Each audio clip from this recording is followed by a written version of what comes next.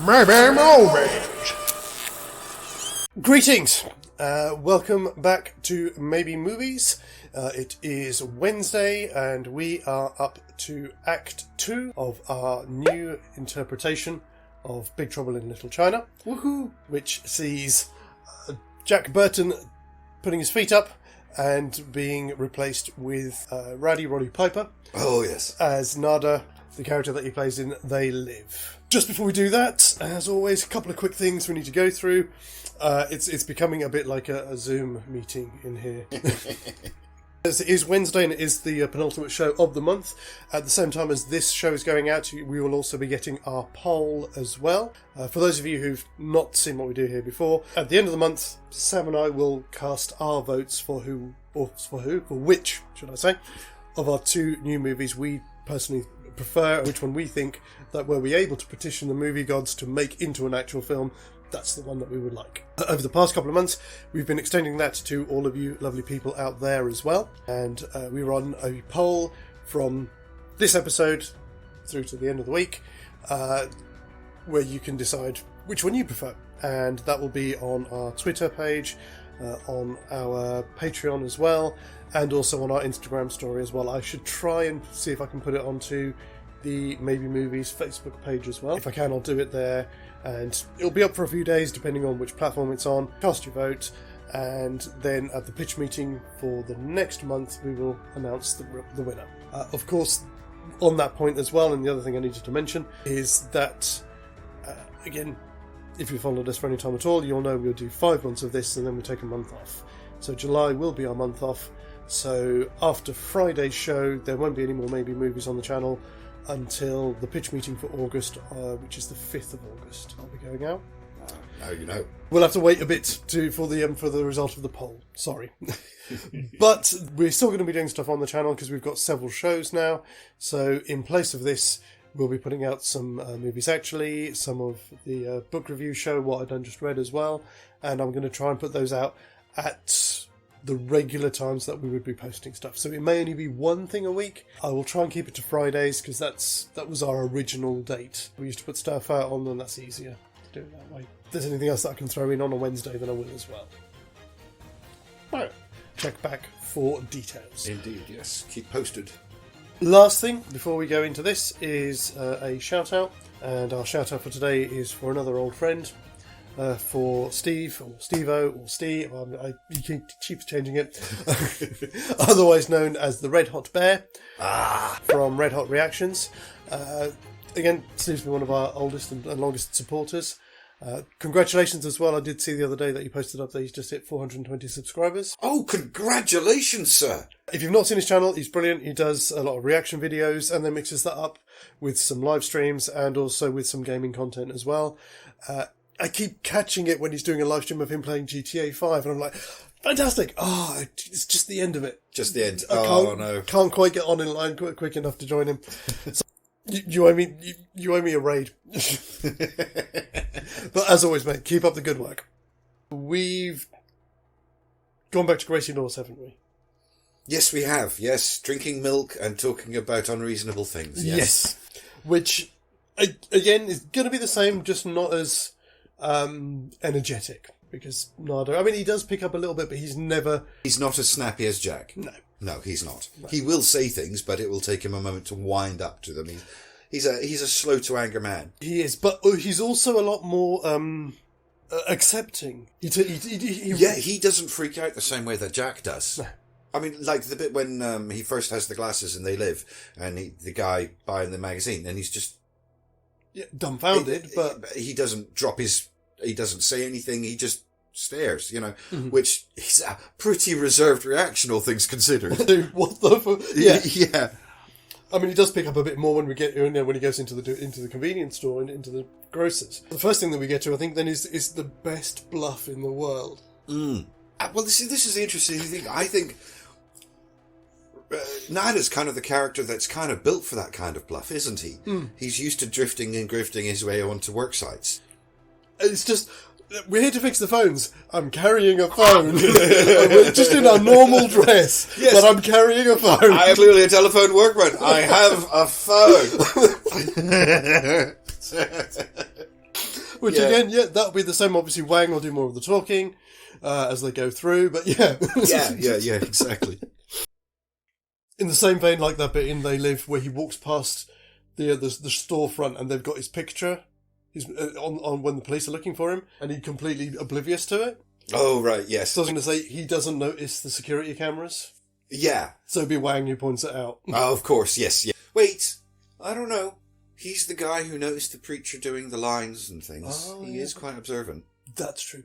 That is true. Yes, he can be. I think, at that point in the film, everything's gone to shit. So, understandably, his mind is is a bit distracted. paranoid, yeah. I was just going to say that when they do the intro thing, I kind of feel like the way Roddy Piper's character is like, especially after he did all the talking the last time at the White Tiger, is that Wang will come in and just go blah, blah, blah, blah, blah, blah, at the guards, and Roddy will just sit there or stand there and just, at the end, just hold up the telephone and smile.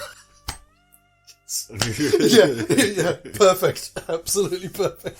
So, we get all of the stuff with the lift. Yeah, that's going to happen as is. Yeah, and they're going to get captured. I think his reaction again is going to be, obviously when they're swimming underwater with all the bodies. I was going to say, the hell of the upside down sinners, I'd expect some kind of reaction for Roddy on that one. You know, upside down corpses being eaten by crabs tends to get a reaction from people. Yes. Ultimately, they're going to get captured. Roddy will be taking the beating from Rain so much more than Burton would. Yeah.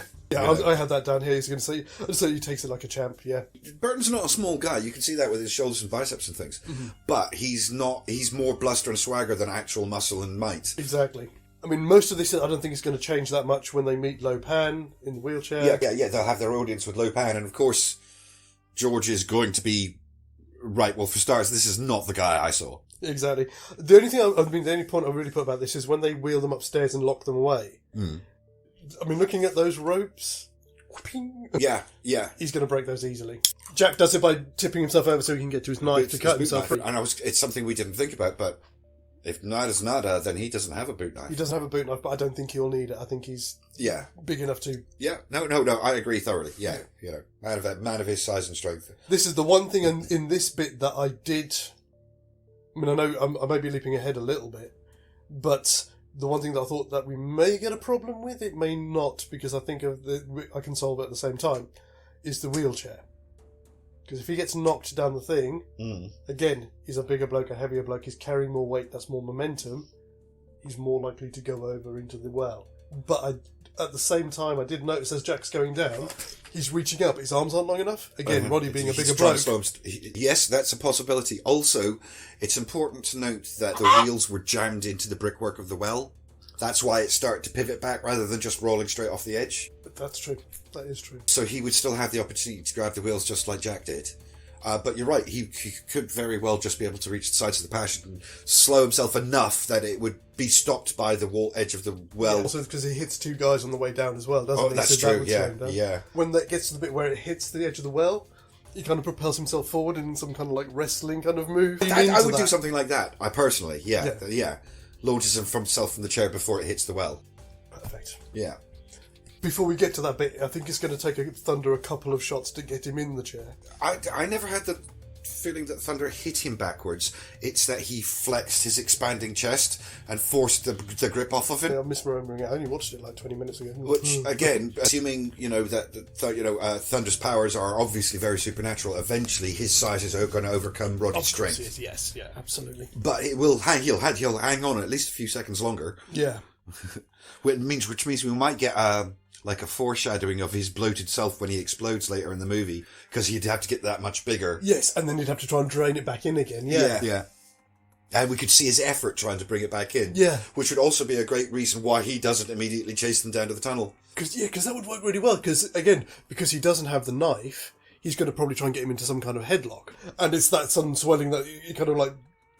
He loosens his grip for a second, and that's enough for him to throw him off. Yeah. Perfect. But Thunder's expanded himself so much that he needs at least a few seconds to deflate again before he can properly move. Which gives him time to sound the door and lock him in. Exactly. Perfect. Everything with Gracie, Gracie, Margot, and Eddie, and their journey down the elevator is going to happen the same way. Mm-hmm. Then we have, of course, the moment with the Thunder in the wheelchair. then it's rescuing them. Do you think Roddy cares which guns he get? Which gun he gets? I must admit, I didn't think about that. It's What did he get? He got the pistol first, didn't he? He got the pistol, then he swapped it. Swapped it around and ended up with the machine pistol. The only other bit that I saw potentially a problem, again, unfortunately because of his size, where Jack does hand over the underneath the bridge. Mm-hmm. I know he's strong enough to do it. Are you saying he might be too heavy for the pipes to take it? Yeah. Okay. All right. So this is potentially. No, it's not a break point. It's just it might change the action. So do we because movie this? We haven't done in this act yet. Or do we accept that Nada attempts, but the pipe breaks, thereby alerting the guards earlier? Yeah, that would work. I'm going to be honest, looking ahead, I'm kind of thinking it's going to end up the same way anyway. Yeah. And a little change in the action to acknowledge the change in our actors and characters if we want is appropriate. So maybe they're halfway through their ruse, but before he can get ahead of them, bang, they look up and they see him, but they're way back across the bridge, and now he's down there in the water. Well, I was going to say we could drop him in the water, or swing the pipe down. Swing the pipe down towards it, so we get a little bit of slapstick in there, because we're not going to get as much. No. Yes, please. Let's do that. Yeah. And it's also, again, because he can pull himself up, have a bit of a tussle with the guards. So we may not get him climbing over the cage. You'll just take the guards out and then go in and... Yeah, whole sneaking in and talking to Margot bit won't happen. Yeah. Fantastic.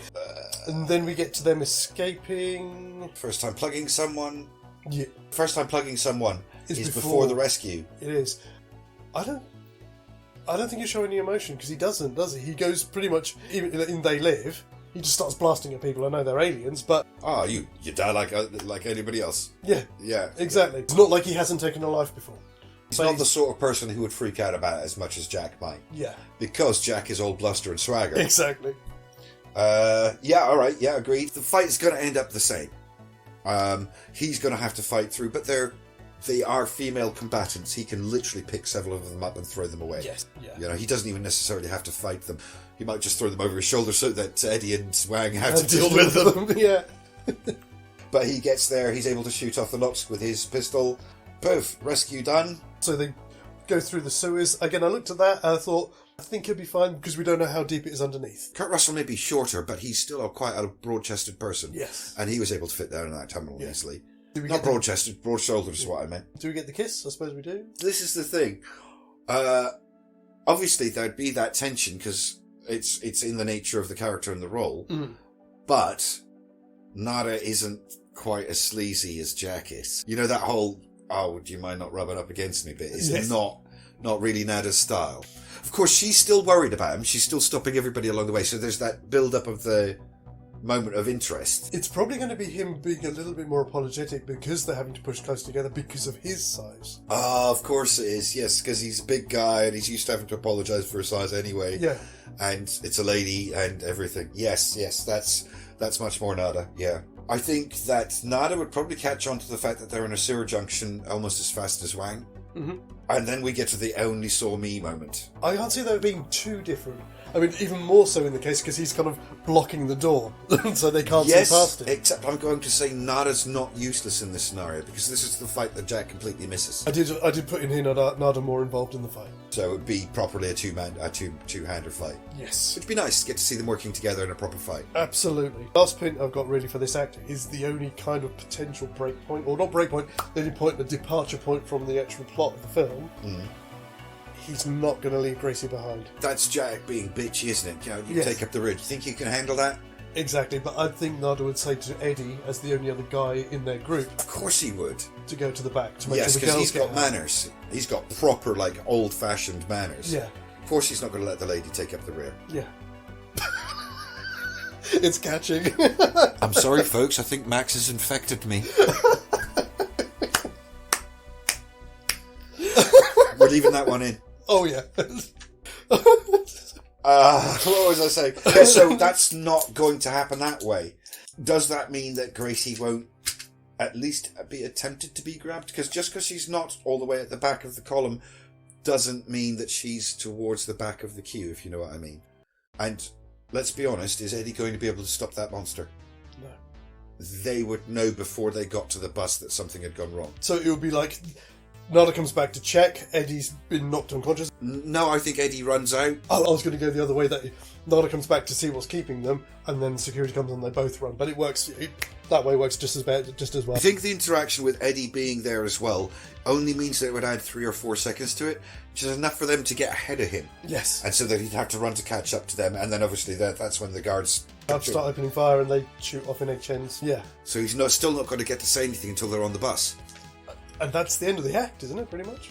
They go back to HNs and... Yeah, I mean, there's the brief scene when the monster brings Gracie in and Lopan realises that she too has green eyes and that he's got an upgrade on his wedding plans. Exactly. And dun dun dun! Time for third act. Fantastic. Wow, we kind of motor-mouthed our way I through thought that was going to be more difficult. I know, I'm such a pessimist. It was the one that I had the most kind of... The one that I saw the most problems with. I think Act 3 is a little bit different because it does run a bit more on rails, Act 3, with this one. But we'll come to that. Yeah, but there will be changes because, again, things like... Nada not having the boot knife and things like that is going to change parts of the fight in general. Yes. And change his role in it, so it might change the fight in certain ways. I've got a possibility for that. I don't know. But you know what? We're getting ahead of ourselves. That's for next episode. We are, yes. We're just talking needlessly. Okay, cool. So, we are done for today. And we will be back on Friday with our final show for the month. And Act 3 of They Live in Little China. Obviously, I'm not going to repeat what I said at the beginning because I said it at the beginning. So, we will see you on Friday. Take care. As always, guys, TTFN. Ba ba ba ba ba ba ba ba ba ba ba ba ba ba ba.